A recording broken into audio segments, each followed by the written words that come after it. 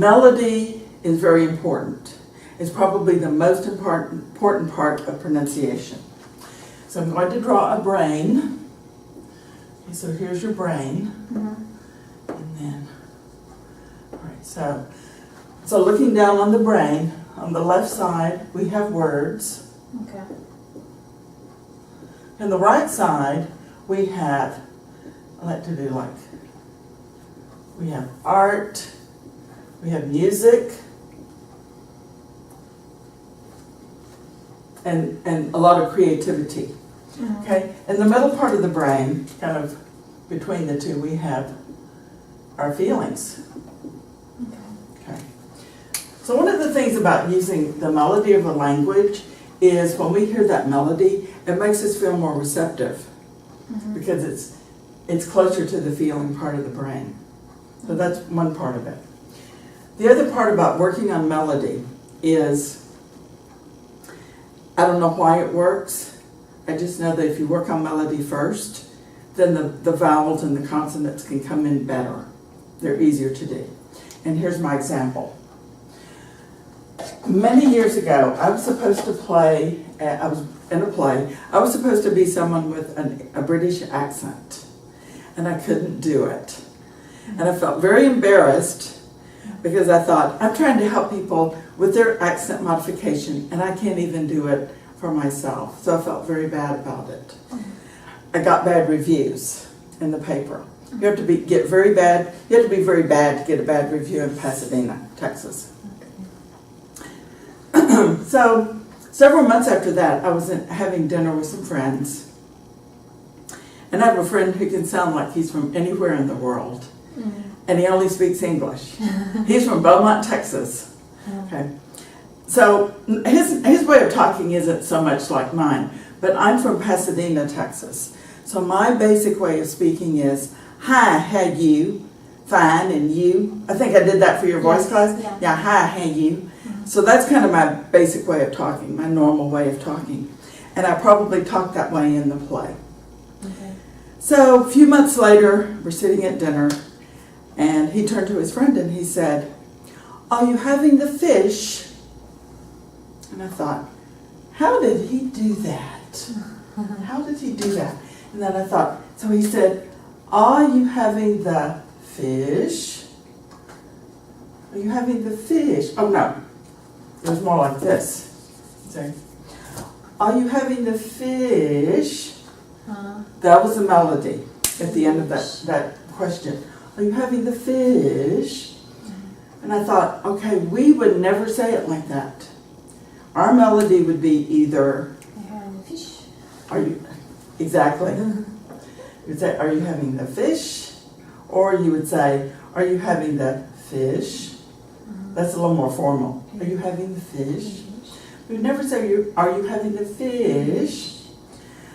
So then I started listening to the melody a little bit more, and I could do the British accent a little bit better. Okay.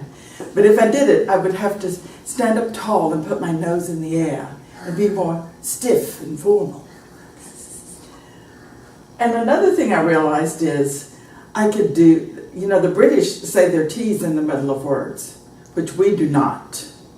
So if you look at a word like, you might have noticed this before. Someone says, okay, the British would say, better. Yeah, they almost leave off the R.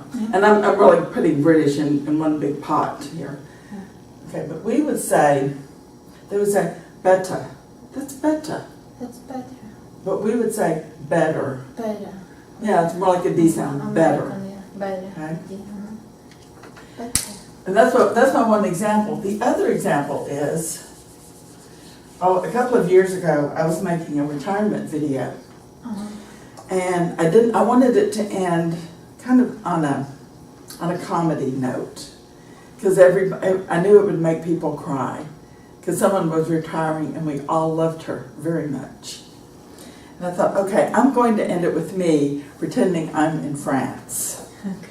Okay. So I filmed it in front of a green screen, and I got this fakey cigarette and a beret, and I thought, okay, to get the melody, of the French accent. It starts out like ho ho ho, ho ho ho. Yeah. So I started from there, and I went, I do not like her the Judy. She would not hire me because of my French accent. See, so I got into the rhythm of the French accent and the melody of the French accent.